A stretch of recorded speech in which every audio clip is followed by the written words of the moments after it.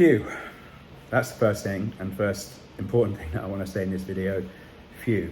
Having gotten through the first couple of days of this thing and started to understand what my new normal looks like, certainly for the next 6 weeks, and then it will change again as I get more mobile and so on. You'll see that I'm in a new location.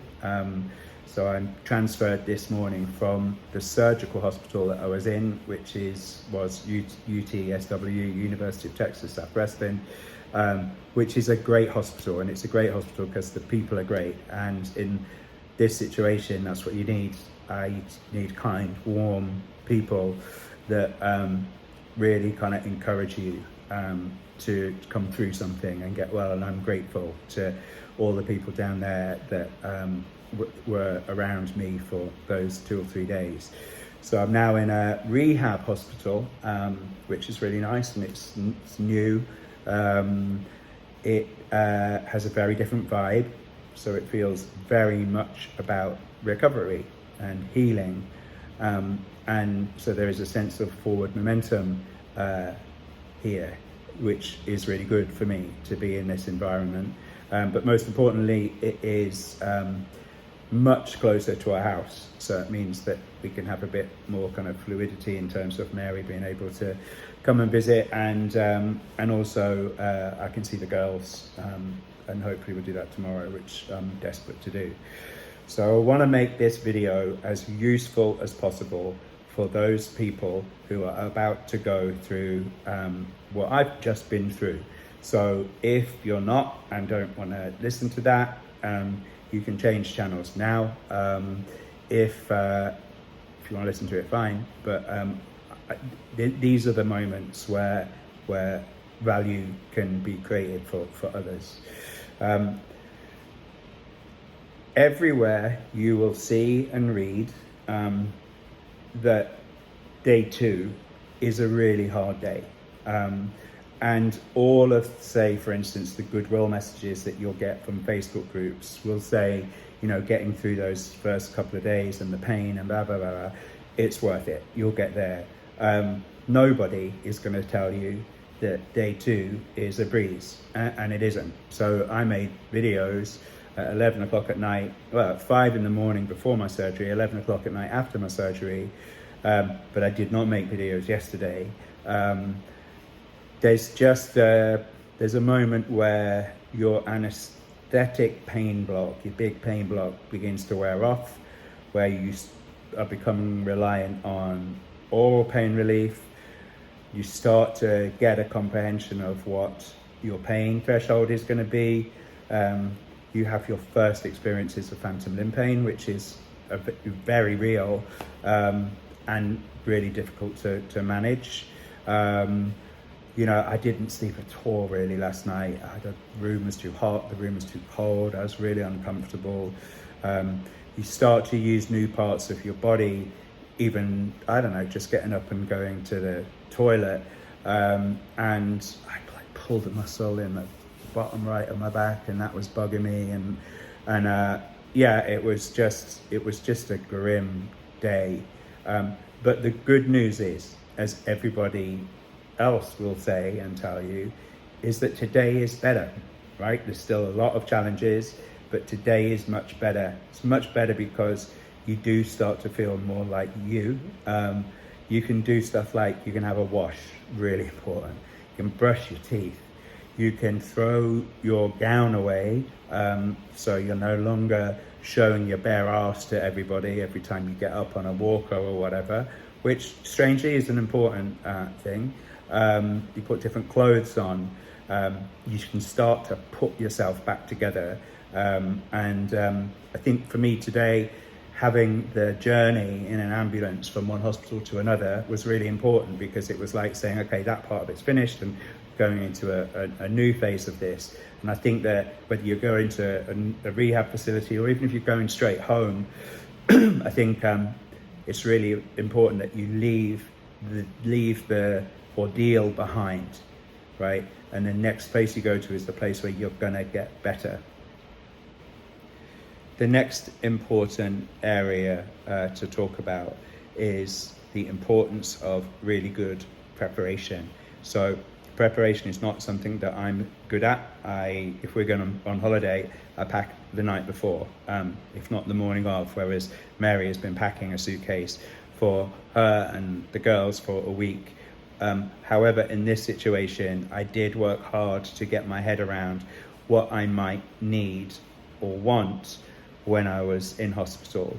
For instance, you might be going to 2 locations as I am. So you need 2 bags, you need an overnight bag, you need a longer stay bag, you need travel size toiletries in your overnight, you need your normal toiletries in your longer stay bag. And I know it sounds like a small thing, but knowing that you've got yourself absolutely buttoned down is really important.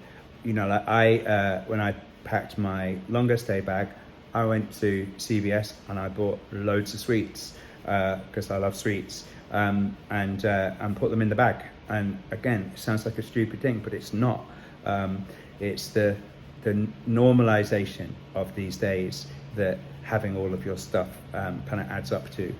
Getting your support group not only in place, as they inevitably will be, because it will be mums or dads or husbands, wives or brothers, sisters, friends, who will be desperate to make sure that they do everything they possibly can for you, but just making sure that they know the whole dynamic, what might happen when things happen, that you might need to call them at any time around the clock, and that to be okay.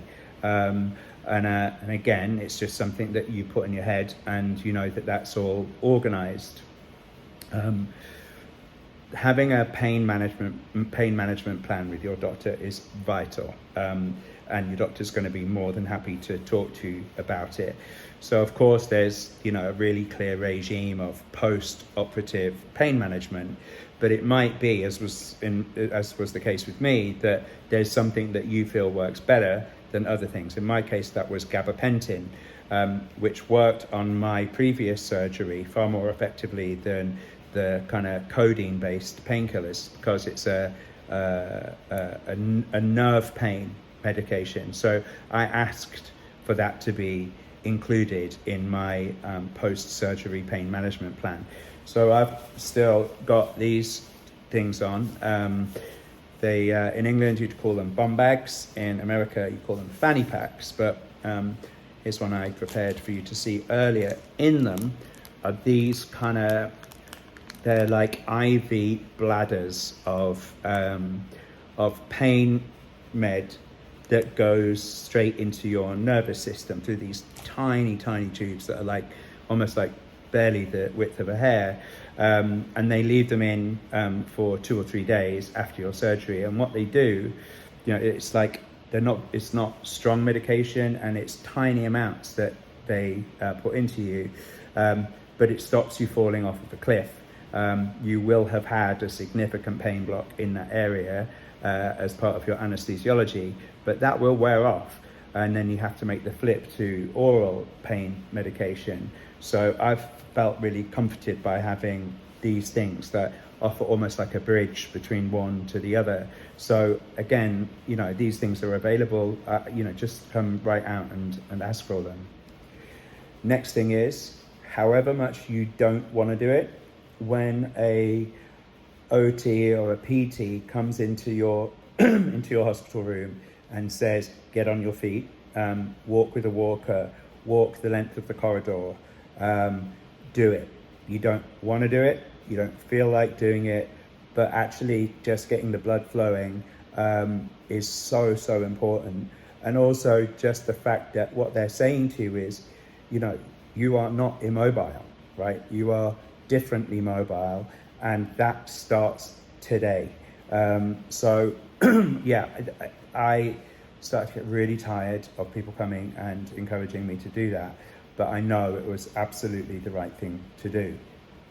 So the last thing to say, and this really is a kind of amputees only point, and that is, don't stress about your self-image right now. You're going to catch glimpses of yourself in the glass on doors or in a mirror, and it's hard. But I urge you really just like not to stress about it, because, you know, we all get used to everything. This is going to be the status quo for you, for me, going forward. So allow yourself as much time as you need to familiarize yourself with what you now look like. So I'm now pretty comfortable with, you know, this thing's obviously completely covered in bandages and so on, and I've got a follow-up appointment with my surgeon on Thursday, which I'm really not looking forward to, because I'm going to see it without bandages for the first time. But in those first couple of days, you can just don't break your heart over it, because it would be so easy to do. And I just think that time is so valuable, so healing, and so psychologically important in a situation like the one we're in. So the last thing I've got for you today is to say that I watched my videos back from the evening after my surgery, and man, I was off my face on pain medication. Sufficiently that I got the name of a film wrong, wherein a building is lifted up into the sky by loads of helium balloons. That film is never going to be called Big. Big is a film made 20 years prior, starring Tom Hanks, and offers no relevance whatsoever to a video explaining how your limb might feel after an amputation surgery. And I'm grateful to my daughter Kitty for very gently pointing that out to me today. But there you go. So yeah, today is better. Today is better. I always thought that the 4th of March would be the first day of the rest of my life. But you've got a bit to get through on that day and the day that follows, the day of your surgery and the day that follows. But today I can see and feel the way forward. And I implore you to hear that, because it's so important emotionally and psychologically to know that your future's going to be okay.